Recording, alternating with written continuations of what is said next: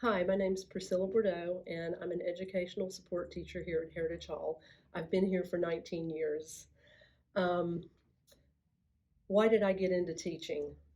Well, I wanted to be a coach, and so um, I went to school to be a PE teacher. And in the late 70s, there was a new program called special education, and my advisor asked me, "Why do you want to be a PE teacher?" And I said, "Because of sports." And she said, "Well, you can always coach, but there's this new program called special education." And so, as a person myself who has struggled with learning disabilities, it was very interesting to me. And so I pondered over it for a couple of days and went back and decided to get my degree in learning disabilities. And so I did that. Well, I've been doing that for about 30 years, but I did take a break in my 30s when I got cancer, and that's where I wanted to speak about resilience. I was diagnosed with cancer when I was 33, and it really totally freaked me out. I thought I was going to die. And so I had this wonderful doctor, and he told me the biggest battle is right here in between my ears. And so from that point, I started searching out different things that I could do to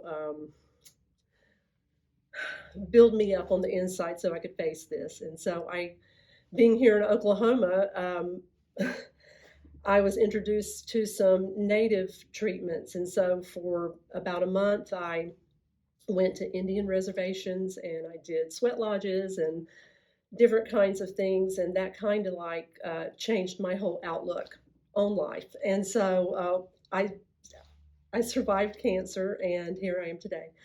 But in the meanwhile, it gave me the courage to do other things like travel, and I had always wanted to travel. And so I had an opportunity, and I went to Germany, and I taught English there for between, I'd say, 5 and 8 years. Then I came back, and I came home to Oklahoma, and so I landed this job.